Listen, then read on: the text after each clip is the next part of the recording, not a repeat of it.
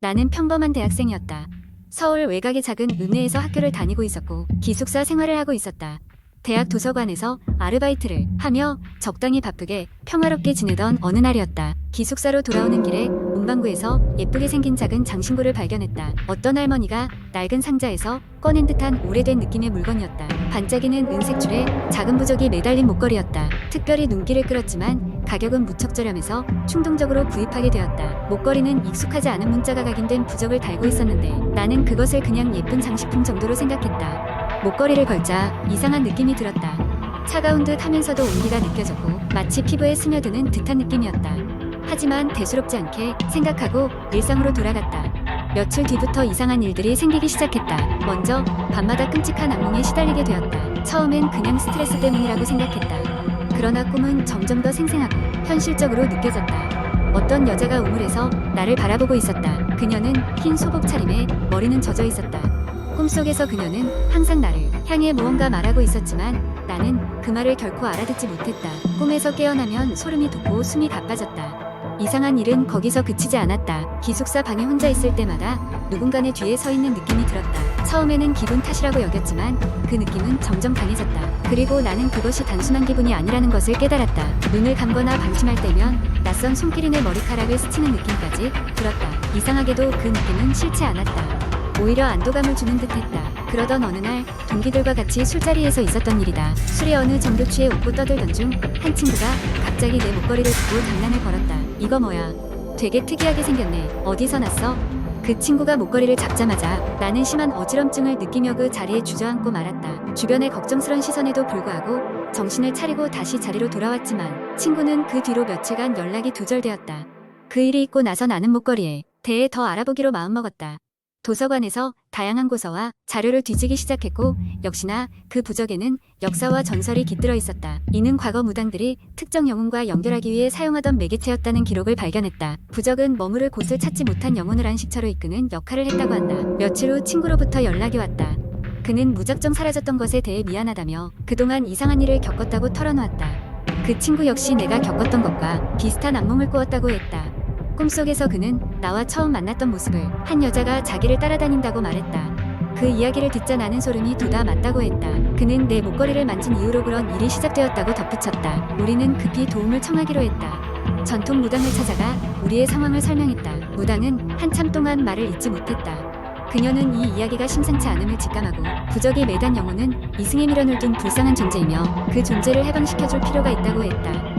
의식이 필요했다. 그날 밤 우리는 무당과 함께 부적을 들고 근처에 있는 오래된 산사로 향했다. 의식이 시작되었고 무당은 진지하게 주문을 외우며 부적을 향해 기압을 넣었다. 순간 내 몸이 얼어붙는 듯한 감각이 들었고 부적에서 뜨겁고 강한 기운이 뿜어져 나왔다.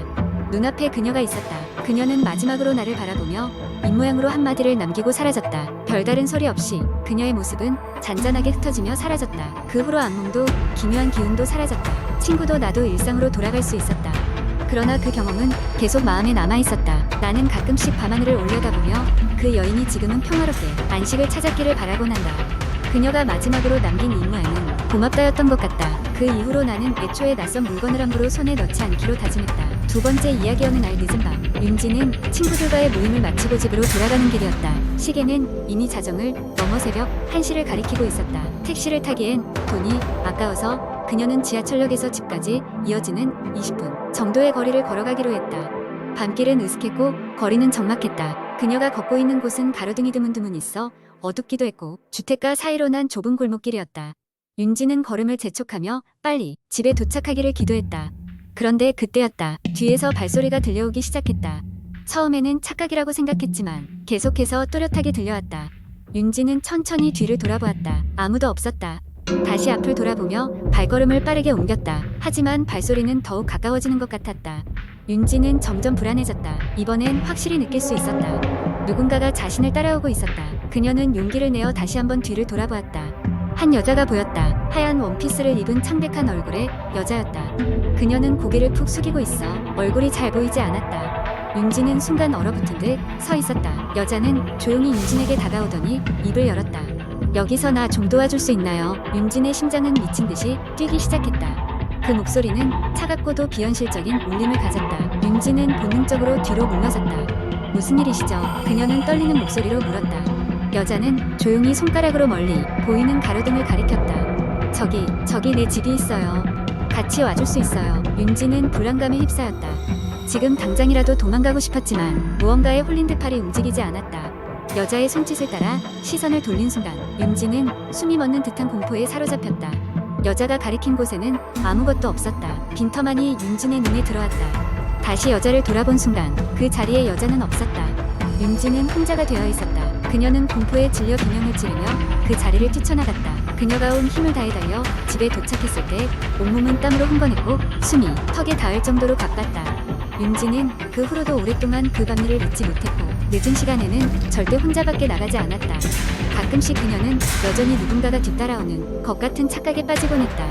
그리고 몇 주 후 윤진은 인터넷에서 한 기사를 접하게 되었다. 그녀가 그날 밤 지나쳤던 골목길 입구에서 사고가 있었다는 내용이었다. 사고 장소의 사진이 기사에 실려 있었다. 그녀가 그때 보았던 빈터였다.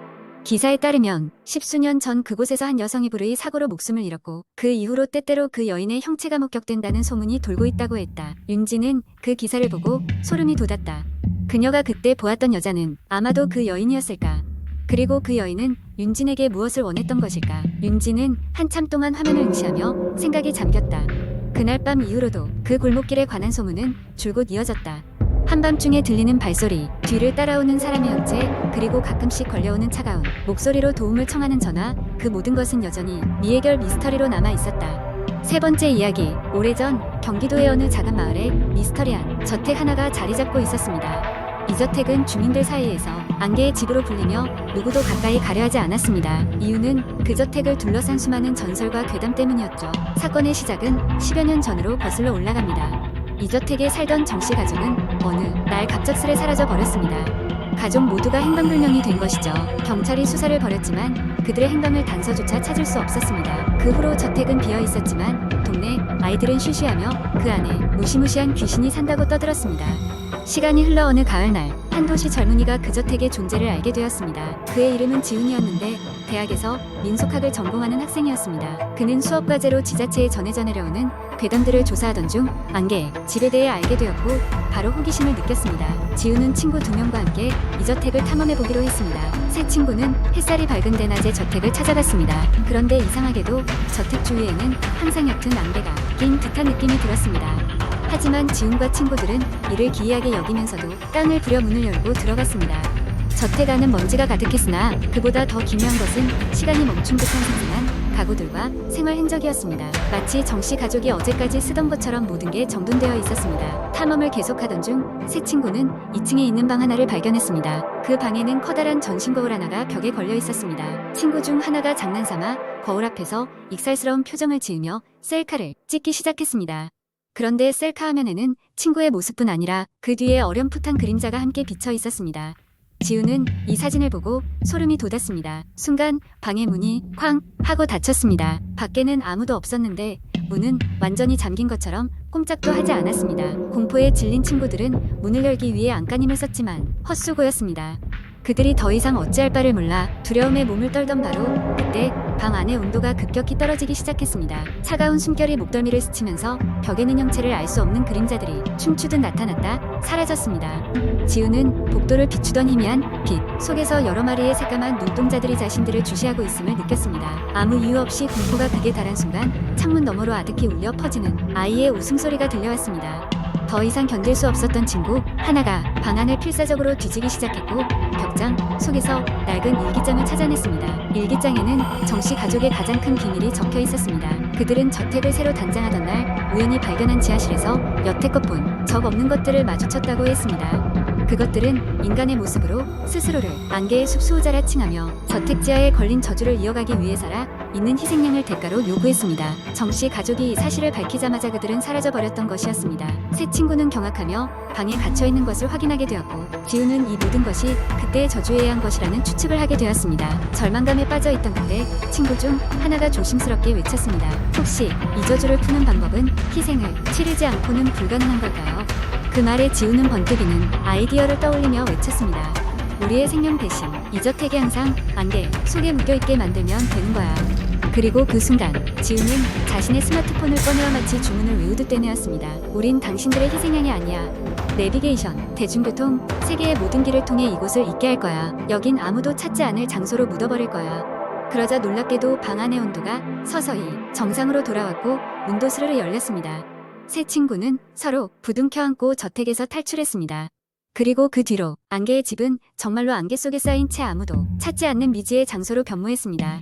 지우는 그 일이 있은 후로 저택 근처에 가지 않았지만 종종 인터넷에 떠도는 괴담 속에서 자신이 그 안개의 저택을 봉인한 장본인이라는 사실을 회상하곤 했습니다. 당시의 친구들도 역시 그날의 사건을 가슴 깊이 새기며 살아갔죠. 안개의 집은 이렇게 잊혀지는 듯했으나 여전히 아주 가끔씩 이따금씩 인터넷 커뮤니티에 떠오르는 이야기로 사람들의 호기심을 자극하고 있습니다. 하지만 현재도 여전히 아무도 그 저택에 들어가 본 사람은 없으며 지훈의 전설적인 이야기를 속삭이는 것만이 남아있을 뿐입니다. 이번 겨울이 되면 또다시 새로운 인물들이 그 미스터리한 저택을 찾아가게 될까요? 이는 누구도 알 수 없는 일이겠죠.